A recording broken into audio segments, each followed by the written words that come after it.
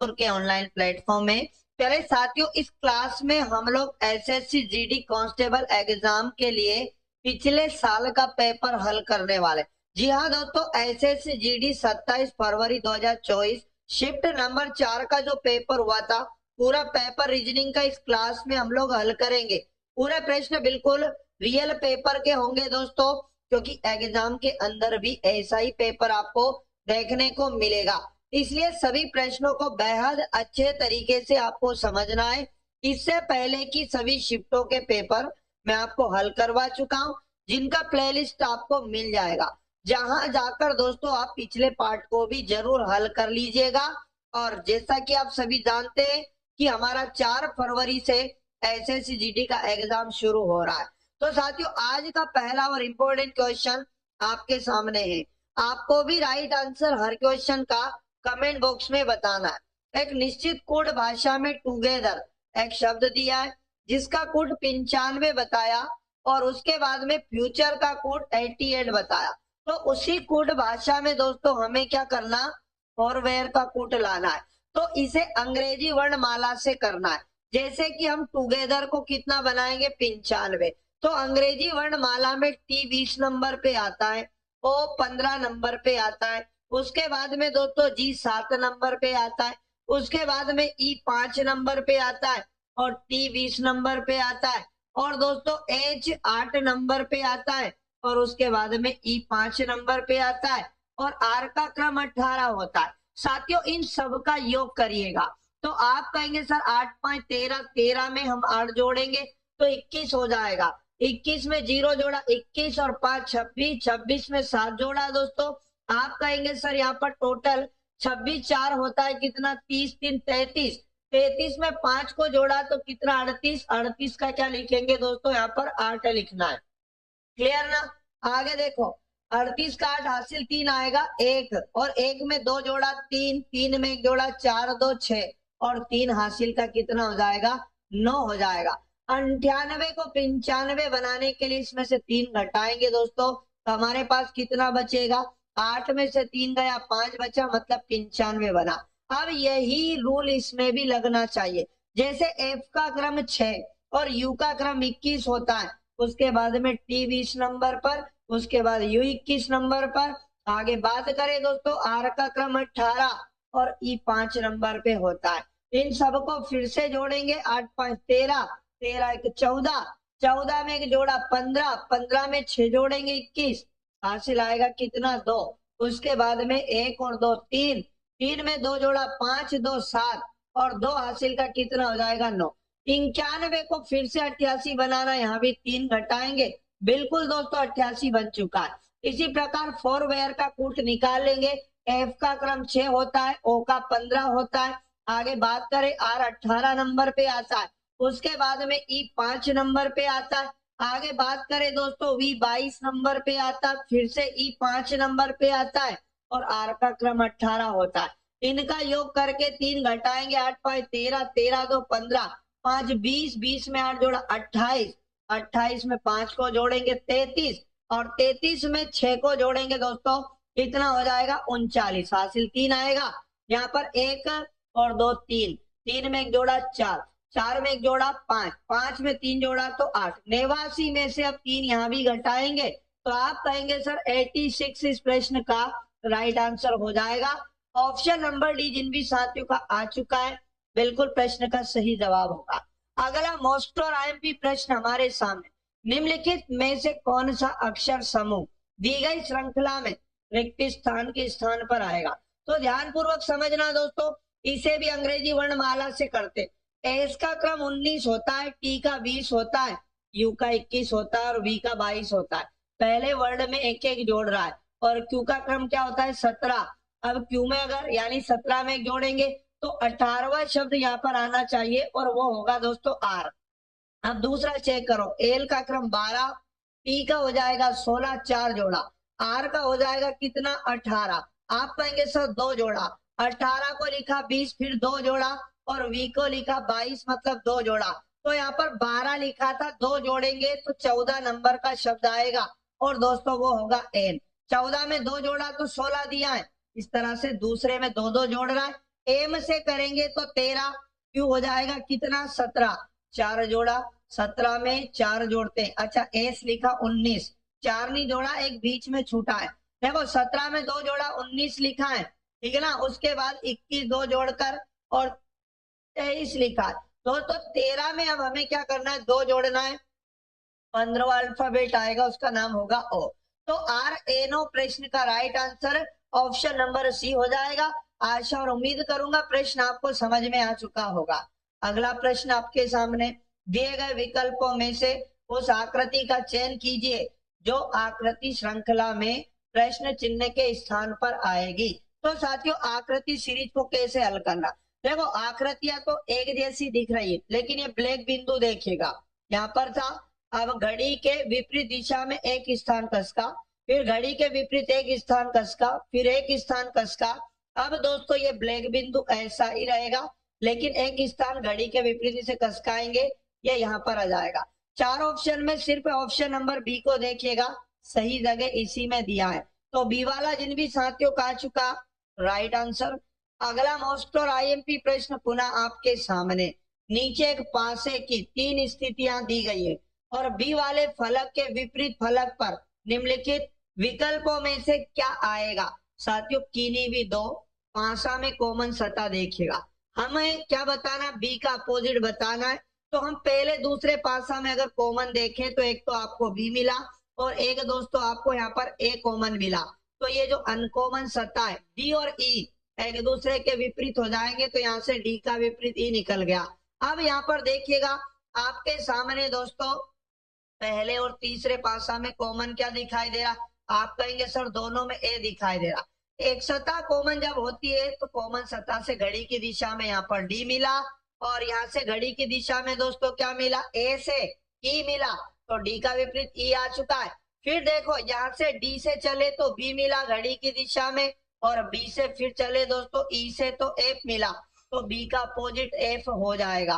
Question है भी यही का, बी का विपरीत बताएं, एफ होगा बी वाला ऑप्शन इस प्रश्न का राइट आंसर आएगा। चलिए अगला और मोस्ट इंपोर्टेंट प्रश्न, ए बी का पति है। आपको ब्लड रिलेशन देखते से ही क्या करना है, इनको पीढ़ी वाइज जमाना है। ए बी का पति है, हम लिखेंगे बी और इसका बनाएंगे पति। कौन है दोस्तों, ए। आप कहेंगे सर ए पुरुष होगा क्योंकि ये पति है, और ये इधर वाली क्या हो जाएगी पत्नी, तो ये दोनों क्या हो जाएंगे साथियों, पति पत्नी हो जाएंगे। आगे बोला बी सी की बहन है। अच्छा ये बी को भी बोला कि सी की बहन है ना, बी बहन है किसकी, सी की। आगे बात करते हैं सी डी की माँ है, तो साथियों सी को हम लोग फीमेल बना देते हैं क्योंकि ये माँ है, और किसकी, डी की माँ है। आगे बोला डी ई का भाई है, तो साथियों हम लिखेंगे यहाँ पर डी पुरुष होगा क्योंकि ये भाई है, और किसका दोस्तों, ई का, ठीक है ना, ई एफ की पत्नी है। अब ये भी क्लियर हो चुका कि ई फीमेल है क्योंकि दोस्तों ये पत्नी है, और इस किसकी पत्नी है, वो पति हो जाएगा। आप कहेंगे सर एफ की पत्नी है, एफ पुरुष हो जाएगा और पति हो जाएगा। क्वेश्चन है का एफ जी का पिता है। साथियों एफ जो रहेगा जी का पिता रहेगा, तो आपको भी बता दूं जी का पिता, इस एफ को हम लोग पिता बना देते हैं और वो भी जी का। आगे बोला क्वेश्चन है कि डी का एफ से क्या संबंध है, तो साथियों एफ से क्या जाना है, डी जाना है बस। तो ये देखो ये ई का पति था तो ई इसकी पत्नी हो गई, और ये पत्नी का क्या हुआ दोस्तों, भाई, तो पत्नी का भाई ऑप्शन नंबर सी में दिया, बिल्कुल प्रश्न का राइट आंसर हो जाएगा। चलिए बहुत शानदार अगला और इम्पोर्टेंट क्वेश्चन करेंगे सभी साथी, जो आपके सामने पुनः आ चुका है। निम्नलिखित में दी गई आकृतियों के अनुसार कागज के टुकड़े को मोड़कर उसमें छेद किया जाता है। तो विकल्पों में दी गई आकृतियों में से बताइए कि खोले जाने पर ये कैसा दिखाई देगा। साथियों सबसे पहले एक बड़ा कागज था, इसको आधा है ना लेफ्ट से राइट के ऊपर मोड़ा, सेकंड स्थिति में ये दिख रहा है। और साथियों फिर जो आधा था उसे भी नीचे से ऊपर मोड़ा, जब ये खुलेगा तो पहले उधर खुलेगा जिधर लास्ट टाइम मोड़ा गया। तो साथियों याद रखना पहले ये नीचे खुलेगा ये इतना, तो ये ऊपर वाले का दर्पण प्रतिबिंब कहाँ बन जाएगा दोस्तों, नीचे बन जाएगा। आप कहेंगे सर इस तरह का दर्पण प्रतिबिंब यहाँ पर बन जाएगा, 4 ऑप्शन में देखिएगा। फिर ये लेफ्ट से राइट खुलेगा है ना, और ये त्रिभुज के भी 2 प्रतिबिंब बन जाएंगे, तो अब लेफ्ट से राइट खुलेगा दोस्तों, तो इनका भी दर्पण प्रतिबिंब इस तरह से यहाँ बन जाएगा। चार ऑप्शन में देखिएगा यहाँ पर आपका आंसर क्या हो जाएगा। तो साथियों याद रखना यहाँ पर जो बी आकृति है ये इसका क्या हो जाएगा, खोलने के बाद ये दिखेगी। ऑप्शन नंबर बी बिल्कुल इस प्रश्न का राइट आंसर हो जाएगा। अगला प्रश्न है, नीचे दिए गए शब्दों को अंग्रेजी शब्दकोश के अनुसार व्यवस्थित करने के बाद कौन सा शब्द तीसरे स्थान पर आएगा। तो सबका कितना अक्षर शुरू से कॉमन है, SHR, उसके बाद SHR, SHR, उसके बाद में दिया SHR, आगे दिया SHR, R के बाद में दोस्तों यहाँ पर आई है। आप कहेंगे सर R के बाद में यहाँ पर U दिया, R के बाद यहाँ पर भी I दिया, R के बाद यहाँ पर भी I दिया और R के बाद यहाँ पर E दिया। तो दोस्तों अंग्रेजी वर्णमाला में पहले E आता है, तो E वाला शब्द एक नंबर पे होगा। अब बारी है I की, I के बाद चेक करो AN और I के बाद यहाँ पर R के बाद दोस्तों यहाँ U था, ठीक है ना। अपने को तीसरा शब्द लाना है, I के बाद यहाँ पर E है, I के बाद यहाँ पर M है। आप सभी जानते E 2 नंबर पे आएगा और M वाला 3 नंबर पे आएगा। तीसरा ही पूछ रहा है तो साथियों SHRIMP ये जो शब्द है ये तीसरे नंबर पे आएगा, मतलब ऑप्शन नंबर डी हमें प्रश्न का राइट आंसर करना होगा। अगला प्रश्न आपके सामने, निम्नलिखित प्रश्न में दिए गए विकल्पों में से संबंधित अक्षरों का चयन करना है। जिस प्रकार का संबंध HSQ का किसके साथ बताया, FQO के साथ बताया, ऐसा ही संबंध हमें ZD और F का किससे होगा। अंग्रेजी वर्णमाला से करेंगे, H 8 नंबर है ना और F 6 नंबर -2 किया, S का क्रम 19, Q का 17, आप कहेंगे सर -2 किया, Q 17 नंबर पे और 15 नंबर पे -2 किया, यहाँ पर भी -2 कर दो, यहाँ पर भी कर दो, यहाँ पर भी कर दो। Z का क्रम 26, D का 4 और F का 6 होता है। अब देखो 26 में से 2 गया, 24वां शब्द आएगा X, 4 में से 2 गया, दूसरा शब्द आएगा B, 6 में से 2 गया 4, चौथा शब्द होगा दोस्तों कितना, D। तो XBD इस प्रश्न का right answer option number B बन जाएगा। जिन भी साथियों ने बी को चुना है बिल्कुल राइट आंसर हो जाएगा। अगले प्रश्न में आपके पास नीचे एक श्रृंखला दी गई, इसमें एक पद लुप्त है, दिए गए विकल्पों में से उस विकल्प का चयन कीजिए जो श्रृंखला को पूरा करेगा। साथियों इसको अंग्रेजी वर्णमाला से करते हैं। आप कहेंगे सर ए 1 नंबर पे आता है और डी 4 नंबर पे आता है, ई 5 पे आता है, H 8 पे आता है। 1 को 4 लिखा, 3 जोड़ा, उसके बाद 4 को 5 लिखा, 1 जोड़ा। अब देखो 5 को 8 लिखा, आप कहेंगे सर फिर 3 जोड़ा, इसका मतलब फिर हमें कितना जोड़ना है, 1 जोड़ना है। H में 1 जोड़ेंगे तो I आ जाएगा। आगे देखो इसी प्रकार B 2 नंबर पे, C 3 पर, पहले आपका 1 जोड़ा और 3 को लिखा यहाँ पर डायरेक्ट F 6। आप कहेंगे सर डायरेक्ट इसने 3 जोड़ा, 6 को लिखा यहाँ पर फिर से 7 G, तो आप कहेंगे सर फिर 1 जोड़ा। अब आगे कितना जोड़ेंगे दूसरे वाले वर्ड में, तो आप कहेंगे 1 जोड़ा, 3 जोड़ा, 1 जोड़ा। अब 3 जोड़ने की बारी है, 7 में 3 जोड़ेंगे 10वां शब्द होगा J, IJ इस प्रश्न का राइट आंसर बनेगा और ऑप्शन नंबर बी प्रश्न का राइट आंसर हो जाएगा। चलिए बढ़ते हैं अगले और इम्पोर्टेंट क्वेश्चन की ओर। नीचे दी गई 2 संख्याओं को आपस में बदलने पर निम्नलिखित में से कौन सा समीकरण सही नहीं होगा। तो साथियों इसको हम लोग क्या करेंगे, यहाँ पर 4 समीकरण दिया है और ऐसे प्रश्न को किया जाता है दोस्तों ऑप्शन से, है ना। कैसे करना है, आपको इन समीकरणों में 3 और 7 को परस्पर बदलना है।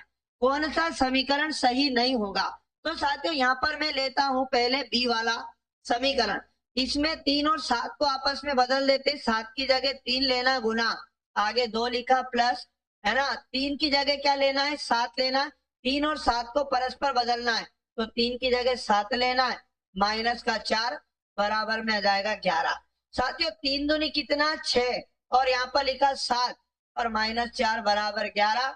7 में 6 को जोड़ा 13, 13 में से 4 गया तो बराबर 11, 13 में 4 जाएगा 9 बचेगा, 9 के बराबर 11।